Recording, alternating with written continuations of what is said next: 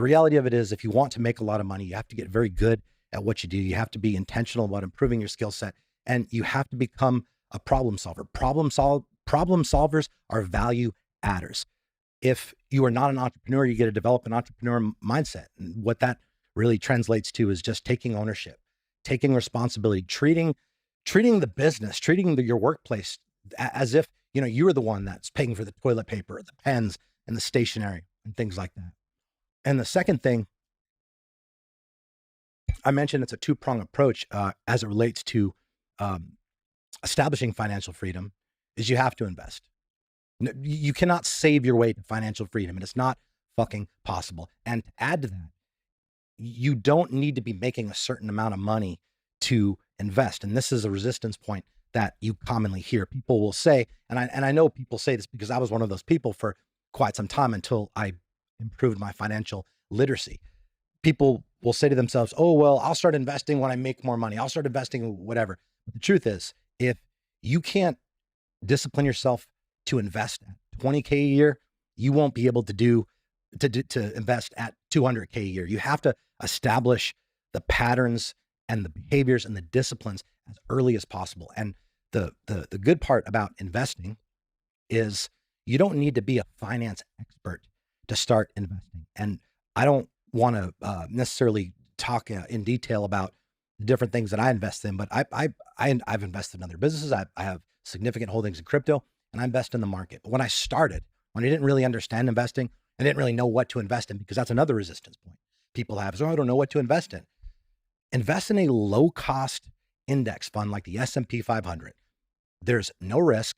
It's going to produce 10% consistent returns. And again, there's no risk. And you don't have to know a fucking thing about a certain company and the CEO, because the S&P 500, the VU 500, these low-cost index funds, they are basically like a combination of the 500 top businesses. So you're basically betting on the top 500 businesses. And again, there's no risk. Now, and then once you're in the game, you start paying a little more attention to it.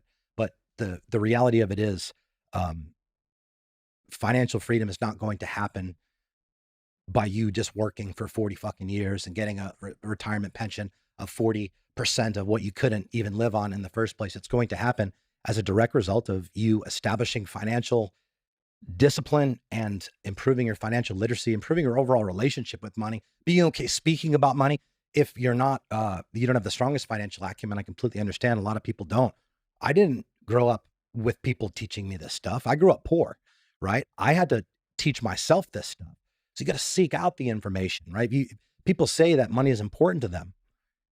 People, if you ask 10 people, 10 out of 10, they say, oh yeah, money's important to me. So, all right, well, how often are you talking about money? How often are you thinking about money? When's the last time you read a book on money, right? When's the last time you put in a purposeful intention to improve on your financial acumen or financial IQ? And the answer for most people is they haven't done that.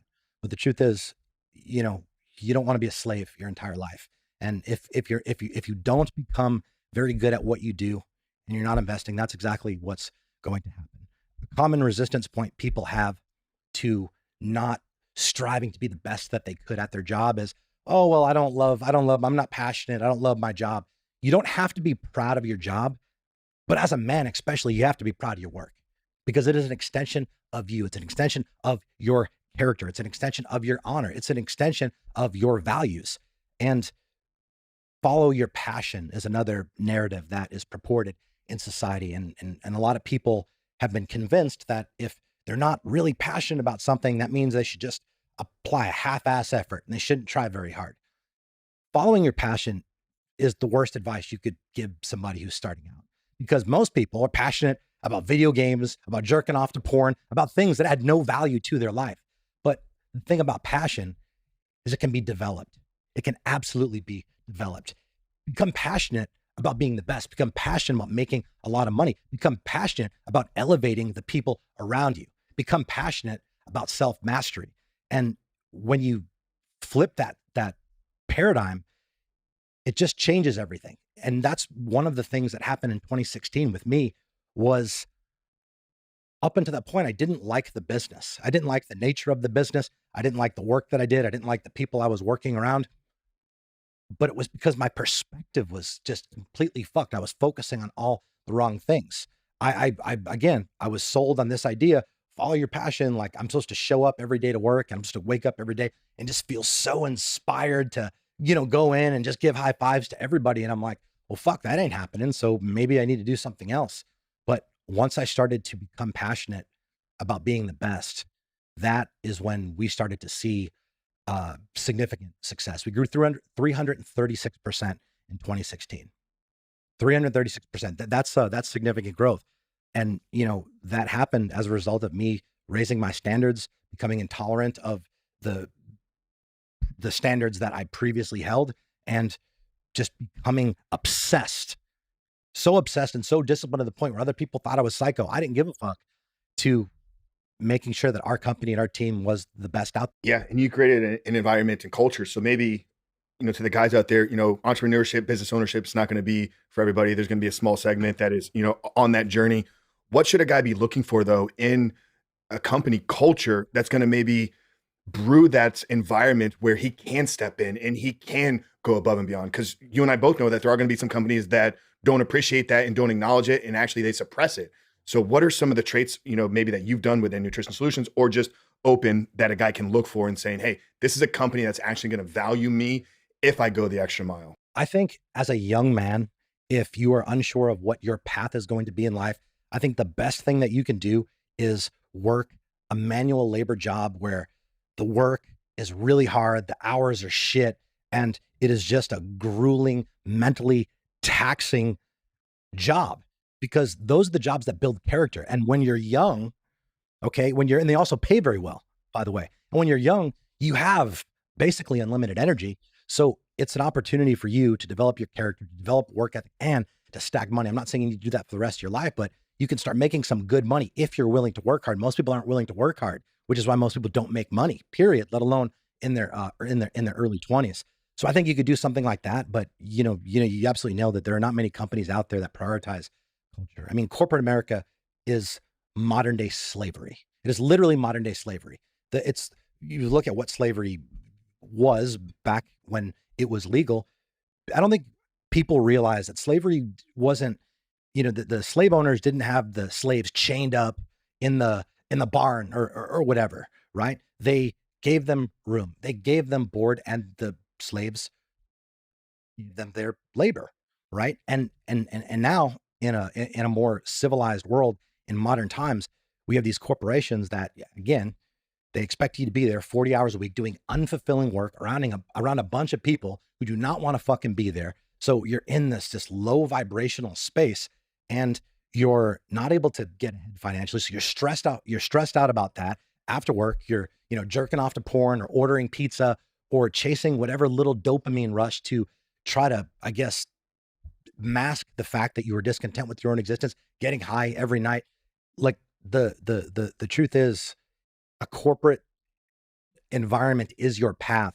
I think it's very important that you just develop an iron mindset, because again, being aware of certain things will allow you to kind of navigate around some of the more detrimental parts. But as a general rule, I think that people should avoid corporate jobs at all cost, absolutely at all cost.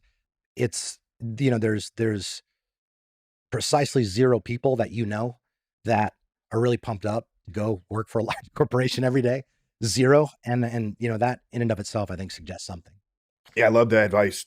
Get out there and the manual physical labor. I think of the things I did between 19 and 20, kind of realizing college wasn't for me. I just got out there in the sun and just worked, and it built that character that, has played a massive role in the things that we've done. But And if you can, I mean, again, this really comes down to people being resourceful. Like, social media has opened up a lot of new opportunity and possibilities that weren't available a decade ago, 2 decades ago. So you have the ability to connect with people who are high level entrepreneurs, high performers.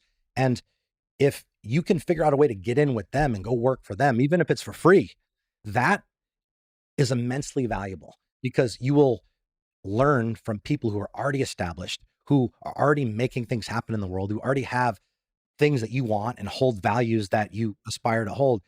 That's a really important thing. And I think, again, not getting wrapped up in following your passion and doing something that, you know, you feel that you think you have to be happy to do every day. No, like, as men, our work is not supposed to be No. fulfilling in a happiness regard in that context. As men, work is just part of your existence. It's part of what makes you a man. Work is too important of a thing for you to go through your entire fucking life despising what you do. And I will tell you, a lot of times it's not the change in job, it's not the change in company, it's a change in your mindset.